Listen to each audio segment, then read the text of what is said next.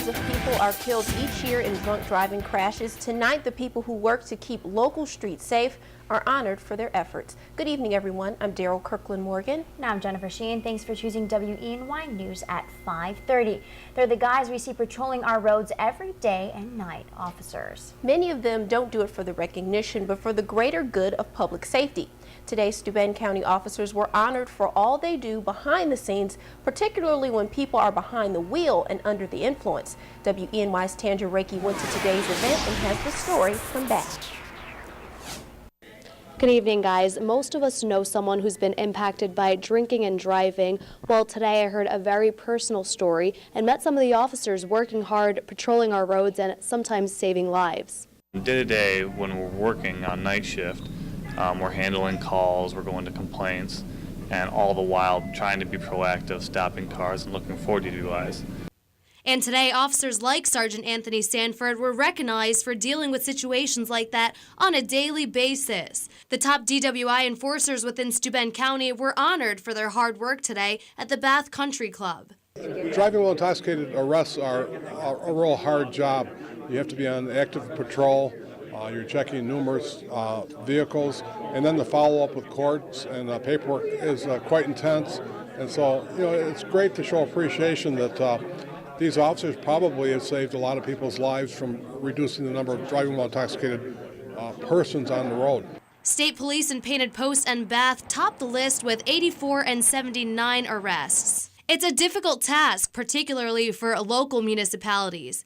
Sergeant Sanford of the Village of Bath Police Department has made 9 arrests. You don't know what you're going to get into. It could be just alcohol, it could be drugs. Bath salts is a really dangerous thing that we have going on around here. In Justin Randall Jr.'s case, it was alcohol. 32 years ago, he made the decision to drive home after drinking and drove off the road. He can no longer walk, speak, or use his left arm. Has been his decision to take his story to the community to help create an awareness of the cost of drinking alcohol and driving a vehicle. Justin goes around the area telling his story. He'll be sharing it on Wednesday, March 5th for students at the Steuben County Public Safety Building, all in hopes of keeping others from making the same mistake he made. And the sheriff says the number of arrests are high, however, he would like to see more work being done. Reporting in Bath, Tandra Reiki, WENY News.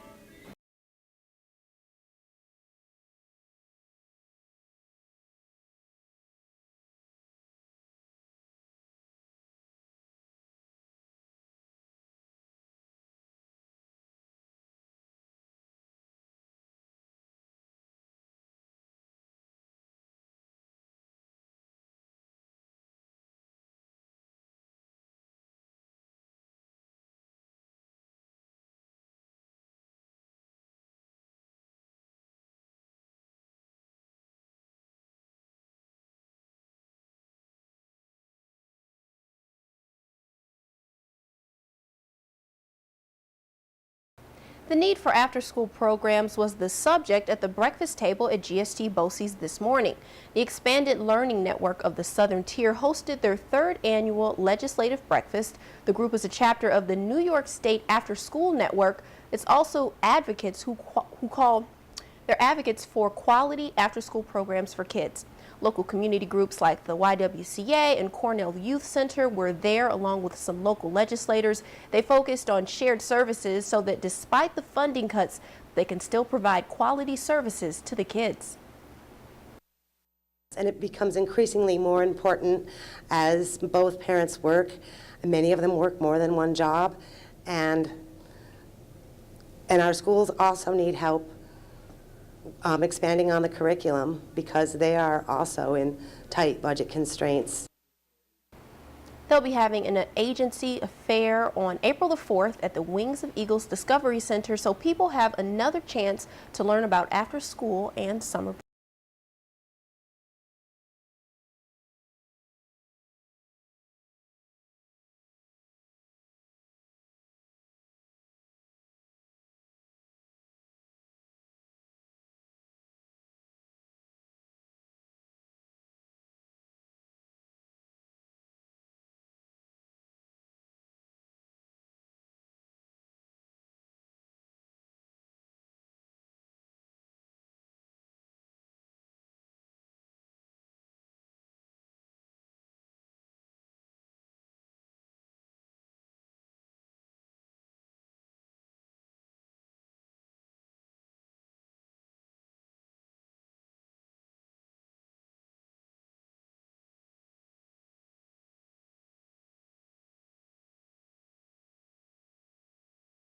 Corning Painted Post High School is ready to reveal their next new theater, and they're doing the unveiling with a special performance appropriately titled Reveal this Sunday at Corning East.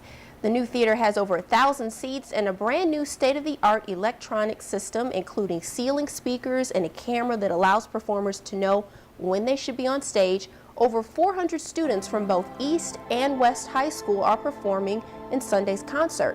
It's the first time students from both high schools will be joining together as one group, moving towards the merger next year.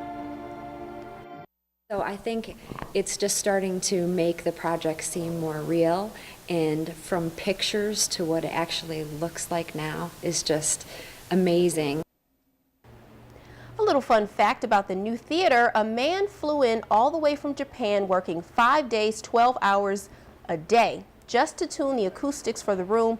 This show is going to be Sunday at 2 and at 4.